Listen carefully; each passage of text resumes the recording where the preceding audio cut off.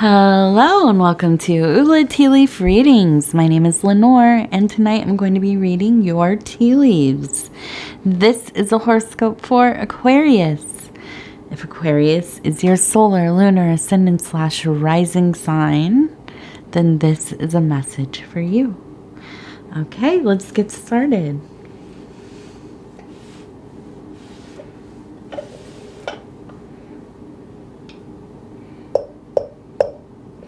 Knock, knock, knock, and let's see, what do these tea leaves have to say tonight? Okay, so our card for the evening is the Two of Cups, which has everything to do with love. This could be a deep bond, an emotional or physical, exchange, coupling, attraction, some kind of partnership, relationship, just, I don't know, the splendor of things. All of the things that love can be. It is infinite, the great equalizer. Okay.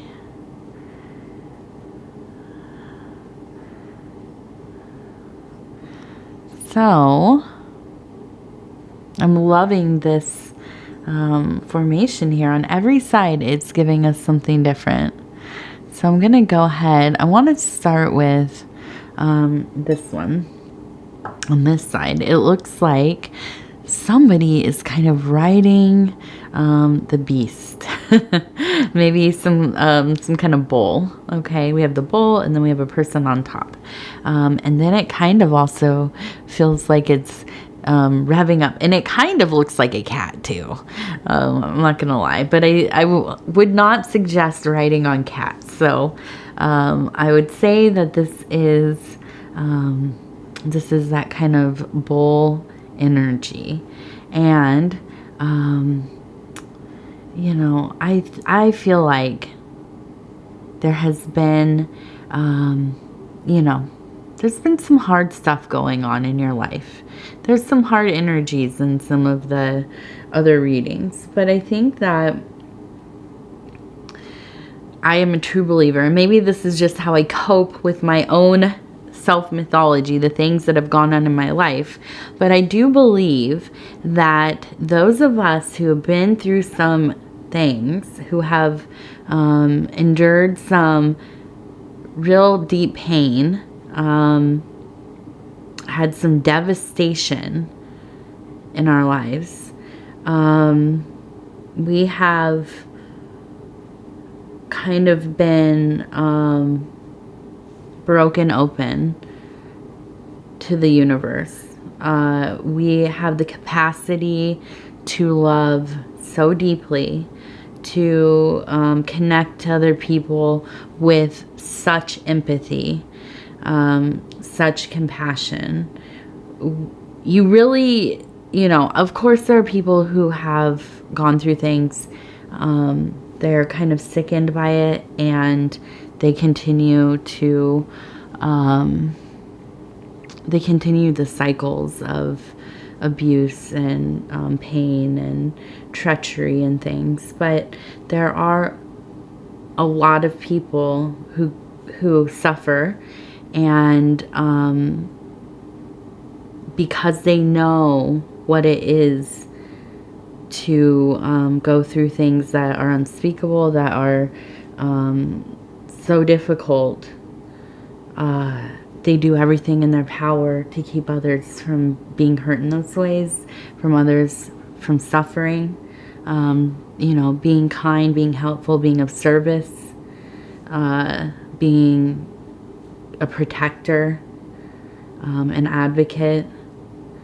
And I feel like this is the perfect kind of positioning for an Aquarius. Such a wealth of emotional knowledge and wisdom, and being able to connect with others so deeply, so deeply. But I think in this instance, as we're talking about love, I almost feel like this is, I mean, it doesn't have to be romantic, but I feel like this is somebody who is like a friend, maybe a lover, maybe a significant other, but somebody who you connect with, I mean, like no other, right? There is always a wealth of love and goodwill between you two. There's a mutual respect. And I think that, you know, there's just a certain kind of power that comes from two people meeting in this way. There is this kind of subtle confidence that comes from being able to know another in this way. If what comes to mind as I'm saying this is if you've ever met, or if you have been, you know, two preteen girls or boys or whoever that are, you know, inseparable, who are best friends, and they connect and they support each other, they love each other. That kind of loyalty, compassionate, loving, and awe. They're still, you know, hopefully unscathed by the world a little bit. They haven't paid any big bills yet, or, you know, hopefully haven't had too many illnesses or losses. And, you know, there's still magic in their eyes, right? And you see two kids in a friendship and you think there's nothing more powerful than that. They live in their own universe. You know, they have their own story happening. They are, you know, unaware of so much around them because they're, you know, they're creating their own reality. And that kind of love and bond is something, it's hard to capture. It is a truly, you know, rare thing, especially as we get older. You know, there's just so many things that go into having friendships, but I think that, you know, you have a person like this and you love them and they love you. And if you don't have a person like this, you know, that's another physical being, I feel that you have a solid relationship with yourself. You know, and I don't know, maybe because of the kind of person I am, you know, as I've gotten older, of course I have a family, but, you know, I've always kind of liked to keep my own company. And I've never thought it was sad for somebody to be comfortable with themselves, you know, and just be comfortable with being with them. It's not necessarily that you're comfortable with yourself, although that is fantastic. I mean, that's another level, right? But to be comfortable being with yourself, being by yourself, you know, that's the kind of power that is, I think, even beyond having a best friend or, you know, a beloved in the manifest. Somebody that can just exist doing their own thing in their own little reality, that is somebody who is really living, I mean, for me anyways, that's like living the dream, right? Of course, I love my husband and my daughter. But, you know, I like the idea of being alone, and I was for many years, you know, and it's, and I do believe that, I mean, I truly believe that when you find good company in yourself, and you continue to do the work. And if you do have the desire to meet somebody else, I mean, I really think that that's when you meet somebody who is really right for you. Once you've overcome the fear of just being by yourself. I mean, I don't know why we're so scared of that. I think it's probably instinctual. We're people that belong in groupings to survive, you know, but you know, just the way that the world is now, a lot of people can just exist in their own world. And a lot of people do. They live among a lot of people. They've never felt so alone. I'll tell you what, when I lived in the cities, I lived in cities most of my life, I felt so anonymous. I did not feel like I was among, you know, thousands and thousands of people every day. But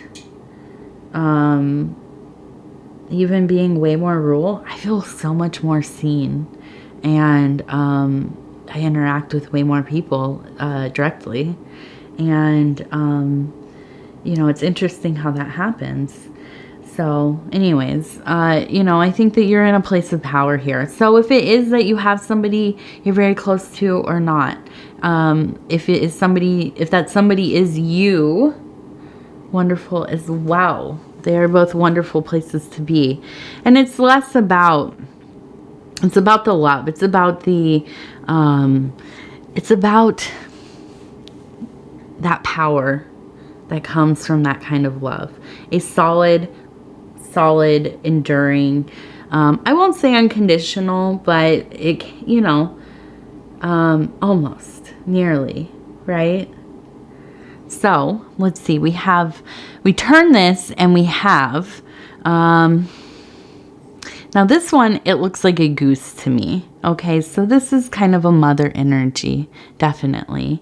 And, you know, just kind of being that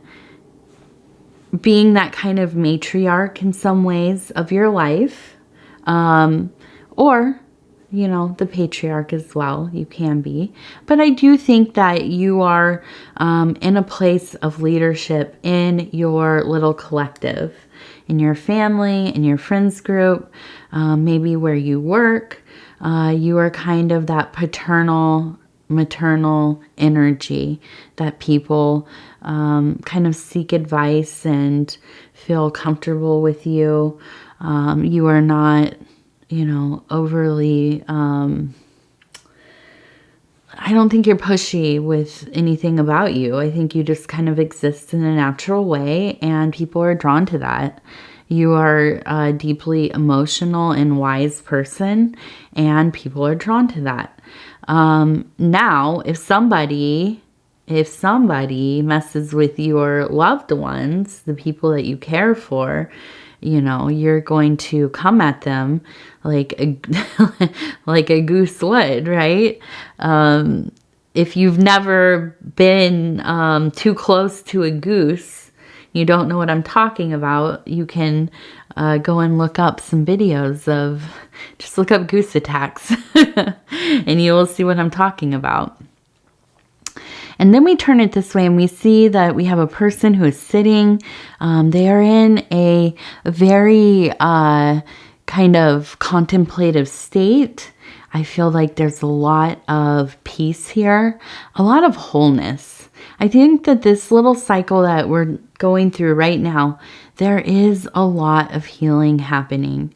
There's a turn towards things kind of coming together. That love is the binding force. I feel like you are heard, okay? You are feeling held by the universe. And, you know, really just facing some facing some things in your life that feel like, you know, a kind of raw truth. And if it is true or not, I don't know. You know, I think that truth is kind of a funny idea, because it's ever shifting, right? Everything is always shifting. But You know, I think that right now in this moment, there are some things that maybe you don't like, but you will face them with grace. Okay. And I think that you hopefully are getting some rest. Feels like a very rested, strong posture with vitality. Okay. I also see that we have this kind of little thing above the head, and I feel like it is, you know, a sign of that crown chakra really being fully charged there. There's a lot of that wisdom aura, a good alignment, a lot of trusting in your instincts, your intuition, and that is not going to lead you astray. Okay. Let's see. And so we have an L and an I right there. I don't know, maybe if that is a name, if it is maybe I don't know, an abbreviation for something, but L and I. And then we have, it looks like we have a butterfly who has kind of been going on, it's, it looks like it's been flying. It's got its course behind it. And I feel like there's a lot of flight here. If you really, and this one looks like it has a butterfly. It's a flower with a butterfly. And I think that this has everything to do with kind of, you know, searching. Your mind has wandered here and there.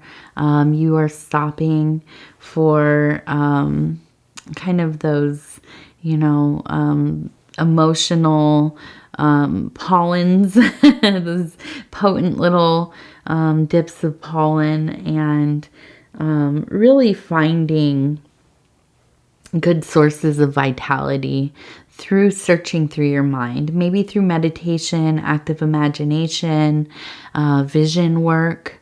And, you know, it's interesting, as I was getting ready for this reading, I was thinking about what can Aquarius kind of do this week? What is something that would be kind of an interesting experiment or project or something if you were so inclined? And what came to mind for me was partaking in something that is called earthwork.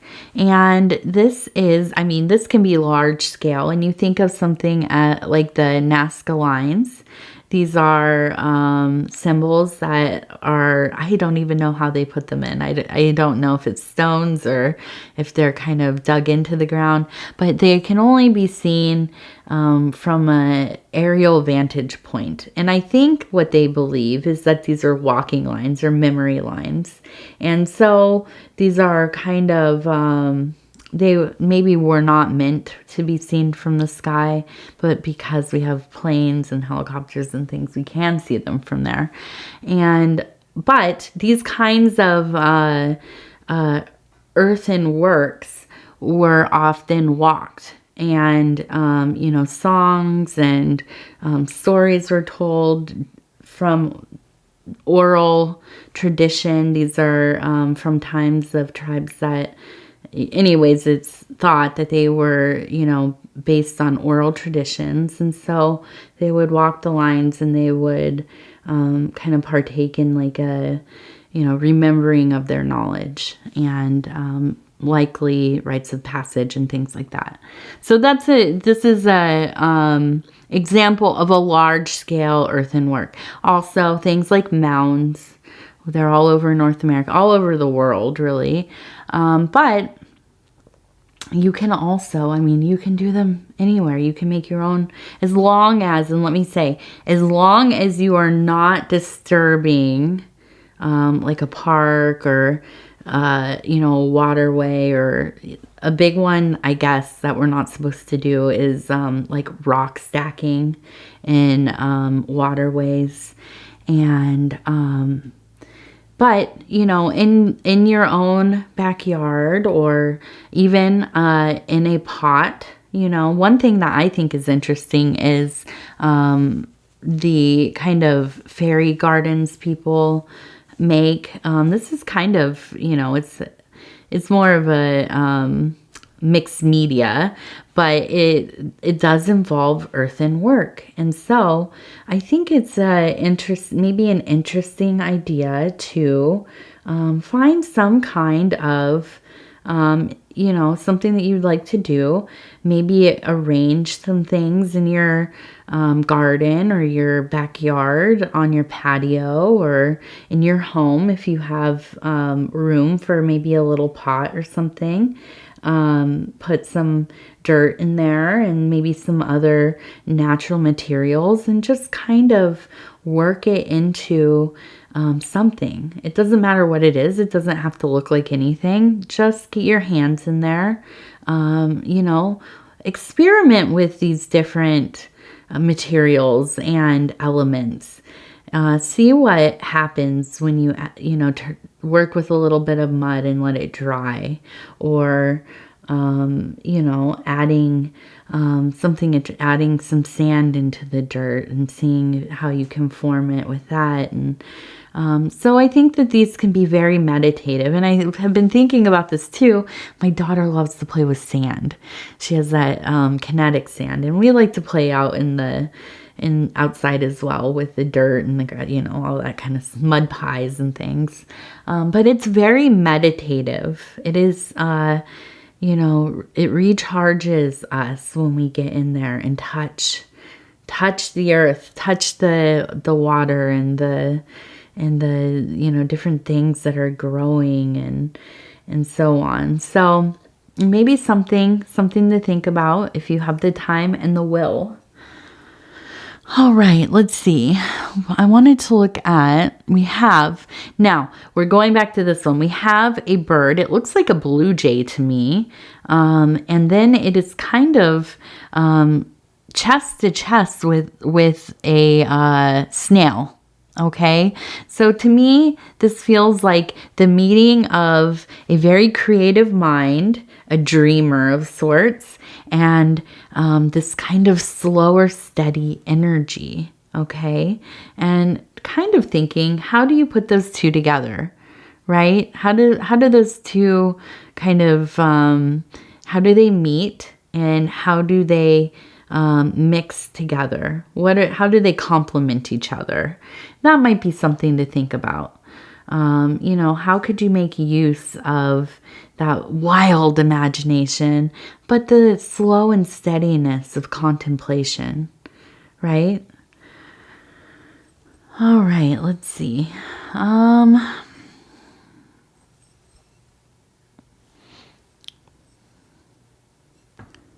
This one's kind of interesting. It kind of looks like an arrow that's kind of bent here. We have,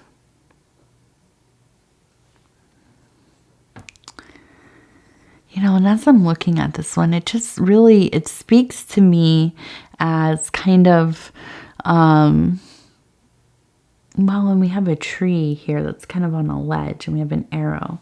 And to me, it really is kind of this feeling of re-examining maybe, or revisiting something like a core thing in your life. I don't know, maybe I'm trying to think, what is that? Because it's growing, it's kind of it comes out of this metaphysical. I almost think it feels literal, almost like revisiting a family tree, maybe a tree that's like you grew up with, and maybe not actually going to, but using it in like a visualization, like an active imagination kind of thing. One thing, and I've shared this on, I think, one or two other readings, one of the kind of guided meditation techniques that I use for myself is uh, going to a tree. For me, I have like, it's maybe an olive tree, a date tree, and going to this tree, holding a basket, okay, in my hands. And I am holding a basket and I'm coming up to this tree. I set it down in front of the tree. And I either kind of kneel next to it or kind of lean down. And I take a look at what's in the basket. What am I bringing to this tree as an offering? What would I like to share with this tree that is beloved to me? What would I give to it? Right? It's given so much to me. It's given me, somewhere to be, to think. It's given me shade. It's given me its fruits. It's given me company. It is consistent. I know it's going to be there. And so, what would I bring to it? What could I offer this tree of meaning? What kind of object, what kind of sacred thing would I bring? And so, I kind of think of in this way, maybe thinking of a tree. Maybe it was a tree you climbed. Maybe it was a tree that grew, next to your grandparents' house that you always loved so much. Maybe it was a tree that you saw out your bedroom window. It could be something like that, but maybe it is a good time for you to revisit this tree in your mind, in your spirit, in your interior place, okay? And see what happens if you do that. What would be there? What would be waiting for you? What would you take that tree? What would you say to that tree? How would that tree make you feel to see it again, to be with it? Okay, let's see what we have here.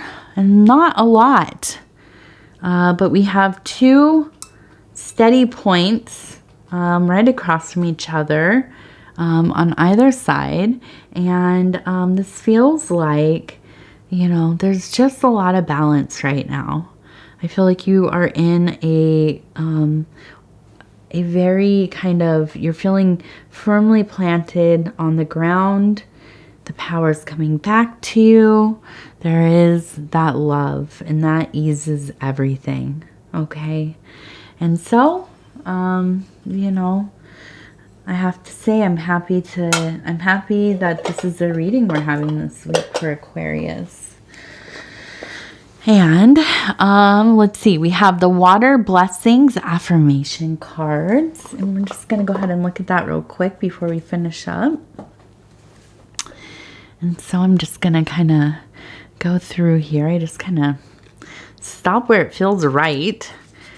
Okay, so we have this beautiful painting, somebody in the water, kind of looking down there. And it says, clearing, pause, in stillness become one with luminous reflections. See yourself as the beloved. Okay, we were just talking, I just talked about this at length. So yeah, some of these, it's amazing how much they just kind of really tie into the whole vibe of what we're discussing. So, maybe this person that you're having this lovely friendship with, this is you. You are the beloved, you are.